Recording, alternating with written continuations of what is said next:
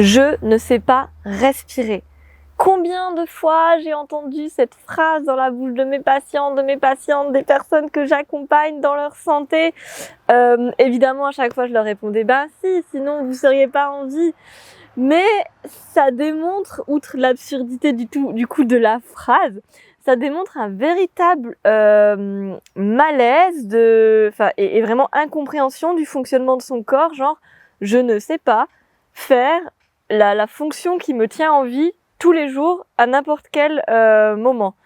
Et donc voilà, tellement j'ai entendu cette phrase et je pense que c'est vraiment un gros problème, qu'on n'est pas du tout connecté à comment ça fonctionne dans notre corps et que du coup notre respiration en pâtit alors que c'est ça qui nous relie à notre oxygène, à notre énergie, qui a vraiment des fonctions ultra importantes dans tout le corps, qui est relié au système nerveux, à l'état émotionnel, bref, un petit peu à tout en fait, c'est comme ton carburant. J'ai envie de faire cette vidéo pour t'expliquer comment ça fonctionne la respiration, comment est-ce que c'est physiologique de respirer et comment du coup tu peux toi mettre plus de respiration dans ton quotidien, apprendre à mieux respirer, même si je n'aime pas du tout ce terme, mais en tout cas à avoir une respiration qui est physiologique, qui va dans le bon sens et qui fait du bien à ton corps, à ton esprit et à ton âme. C'est parti!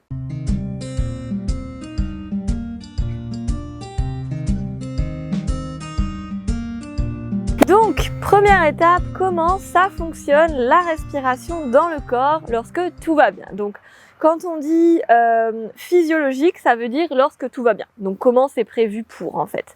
Donc, la respiration physiologique, ça va venir faire intervenir principalement le muscle diaphragme. Le muscle diaphragme, il est situé sous les côtes et il va en fait jusqu'à l'arrière de ton dos, au niveau de tes vertèbres thoraciques et lombaires. C'est vraiment comme une coupole qui vient séparer le haut de ton buste, donc le thorax, et le bas de ton buste, l'abdomen. Donc ça vient vraiment faire la séparation et lorsque tu inspires, le muscle diaphragme va se contracter. Lorsqu'il se contracte, il va venir descendre et écarter les côtes. Ça va permettre donc aux poumons de se remplir par le jeu de pression parce que les poumons, ce ne sont pas des muscles, eux, ce sont des viscères. Donc ils n'ont pas de possibilité de contraction-décontraction, ils n'ont pas de tissu contractile autour d'eux. Donc c'est par le jeu de pression et de décompression des côtes qu'ils vont venir se remplir, se vider, etc. Et par les mouvements du diaphragme du coup. Donc à l'inspiration, le diaphragme se contracte et descend. À l'expiration, le diaphragme se relâche et remonte. Ça vient du coup resserrer les côtes et ça vient expulser l'air des poumons. Ça sort du coup par les voies aériennes supérieures, le nez ou la bouche. Ça c'est vraiment juste le muscle principal, c'est le diaphragme. Ensuite, on a aussi des muscles qu'on appelle accessoires. Donc ça va être les muscles du cou, les trapèzes, les muscles des épaules, les pectoraux, les muscles sous les clavicules et aussi tous les muscles entre les côtes qu'on appelle les muscles intercostaux. Et eux, en fait, ils viennent se contracter pour t'aider à prendre des respirations plus grandes.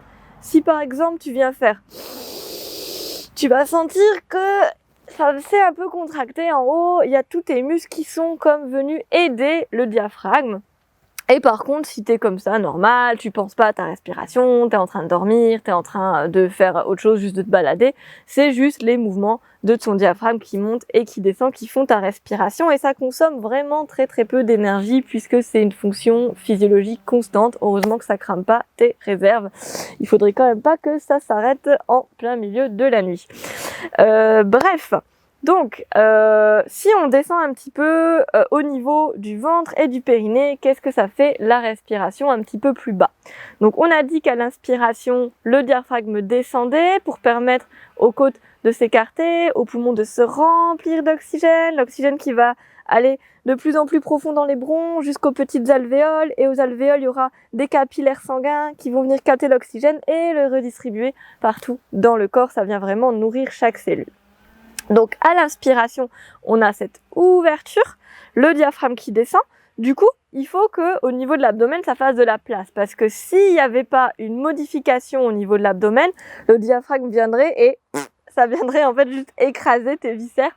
Et on n'aurait pas trop envie que ça fasse toujours appuie, relâcher sur tes viscères, c'est vraiment pas positif pour ton périnée, juste le bon fonctionnement de ton corps. Donc ce qui se passe quand le diaphragme descend et que les poumons se remplissent, c'est que tes abdominaux se relâchent. Tes abdominaux qui se relâchent, ça veut dire simplement ton ventre qui gonfle. Tu peux sentir quand tu inspires, ton nombril qui vient légèrement gonfler en même temps que tes côtes s'écartent, et quand tu expires, ton ventre qui vient reculer, les abdominaux qui s'engagent légèrement jusqu'ils reviennent à leur place initiale en fait pendant que ça remonte.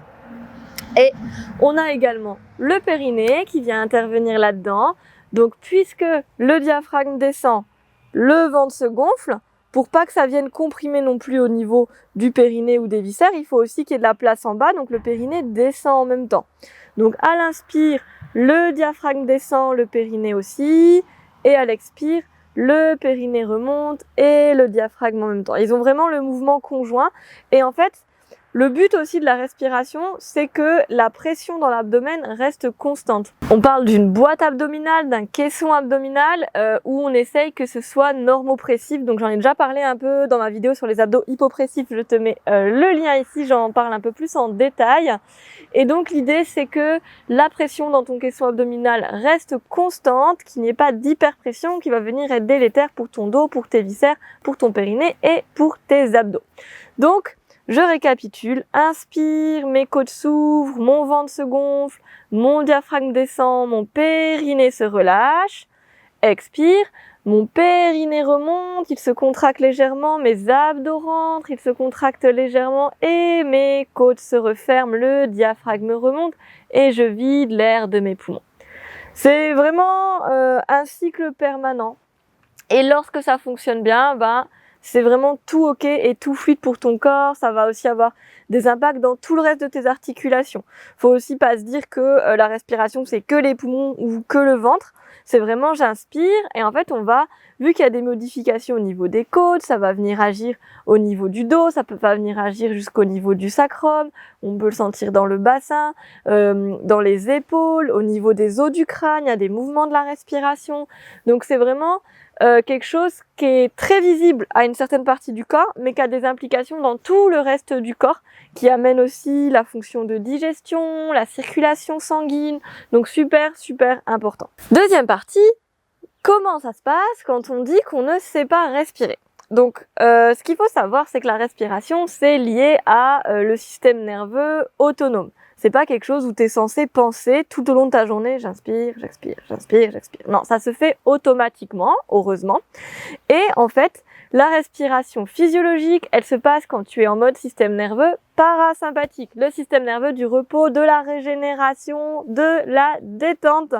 Quand tu es en mode stress, système nerveux sympathique, ta respiration est perturbée, elle va venir s'accélérer, elle va venir être plus superficielle, elle va aussi monter le rythme cardiaque, elle va se placer plutôt haut au niveau de la poitrine et céder des inspirateurs accessoires.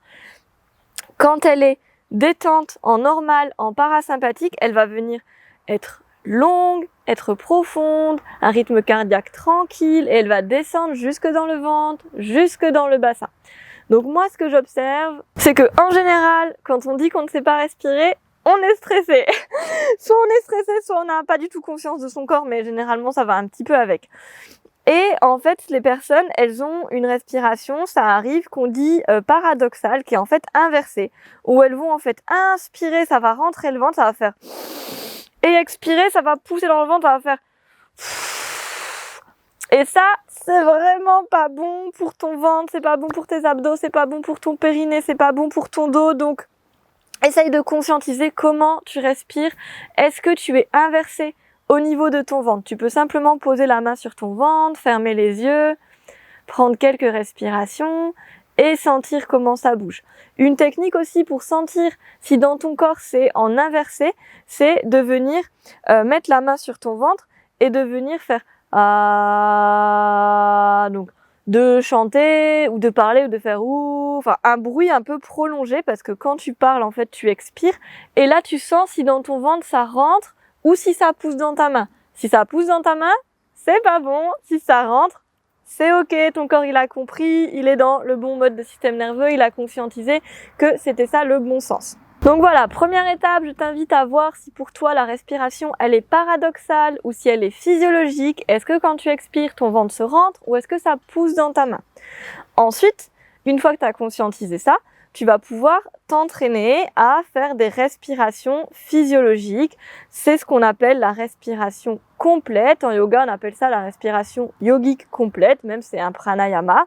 Donc, on va faire ça tout de suite ensemble.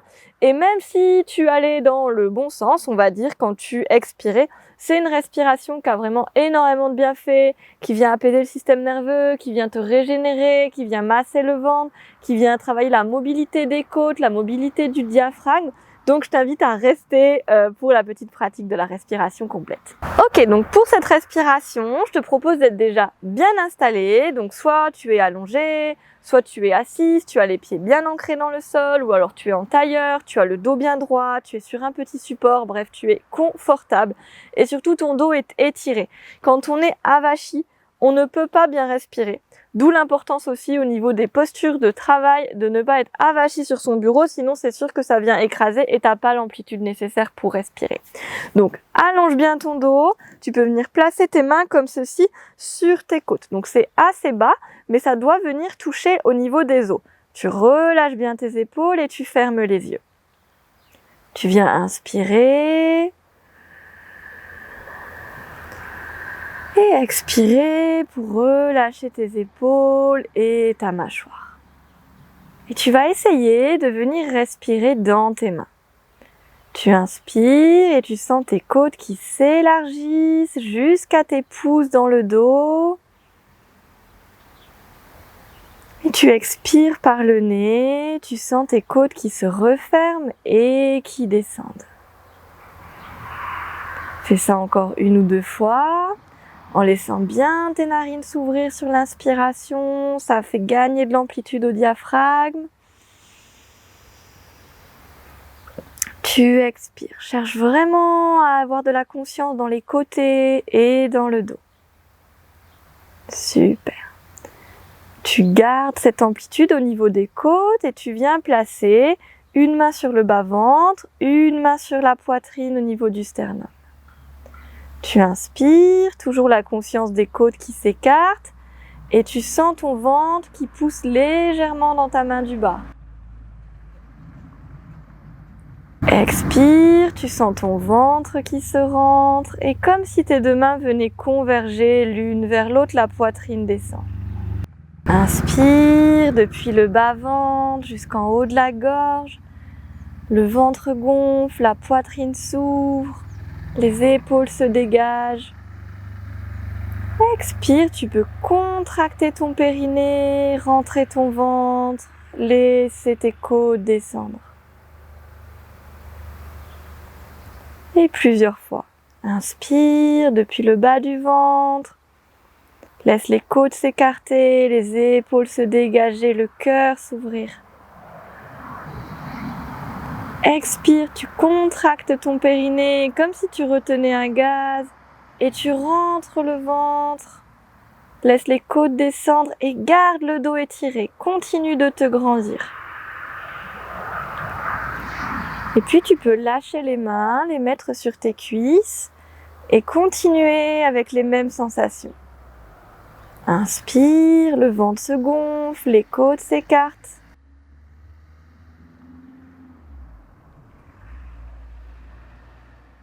Expire, le périnée se contracte, le ventre se rentre, le dos s'étire. Une dernière fois, inspire, tu sens l'ouverture et la dilatation. Expire, tu actives périnée, bas-ventre et allongement du dos. Tu vides, tu vides, tu vides, tu vides, en gardant le ventre creux. Et tu relâches. Déjà, je t'invite à observer comment tu te sens. Normalement, on se sent quand même déjà bien posé, bien ancré. On sent que ça a circulé, que ça nous a permis de nous apaiser. Donc cette respiration, c'est à la fois quelque chose que tu peux faire dans ton quotidien pour t'apaiser, pour gérer ton stress, les situations compliquées. Ça peut aussi faire partie de ta routine matinale ou de ta routine avant d'aller te coucher pour démarrer ou terminer la journée dans un système nerveux de régénération, en amenant du prana, de la circulation dans tout ton corps, de la conscience dans ta respiration. Ça peut aussi, si tu as identifié que tu avais une respiration comme inversée, être comme un exercice de travail que tu répètes au moins 10 cycles 3 fois par jour. Ça, c'est vraiment important. C'est comme une rééducation d'un geste, en fait. Si tu as identifié que tu étais comme inversé, ça a vraiment tous les jours des conséquences de pression qui ne devraient pas être là sur ton bas-ventre et sur ton périnée. Donc, plein de problèmes délétères, qui vont abîmer tes tissus, qui vont les distendre, qui vont pousser dessus. Bref, c'est vraiment pas sympa de leur faire ça. Donc prends un temps, ça te prend 10 cycles, ça te prend je pense 2 minutes. Donc tu prends 2 minutes 3 fois par jour au moins pour venir travailler ça. Et t'essayes de mettre de la conscience dans ton quotidien. Tiens là, comment je respire? Est-ce que je suis inversée? Est-ce que c'est lent? Est-ce que c'est rapide? Est-ce que c'est haut? Est-ce que c'est bas? Je m'ancre et je fais en complet.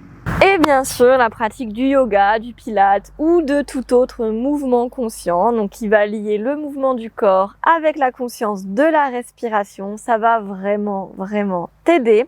Si tu veux en savoir plus sur comment fonctionne ton corps, sur la respiration, l'impact avec les abdos, le périnée, je t'invite à me rejoindre dans ma formation gratuite Pilates qui s'affiche juste ici. J'ai plusieurs vidéos là-dessus. Ça va vraiment t'apprendre à mieux connaître ton corps et mieux implémenter ceci à la fois dans ta vie et dans ta pratique sur le tapis pour plus de santé, plus de bien-être et plus d'amour de soi. Je te fais des gros bisous. N'oublie pas de liker la vidéo si elle t'a plu et de la partager. À bientôt!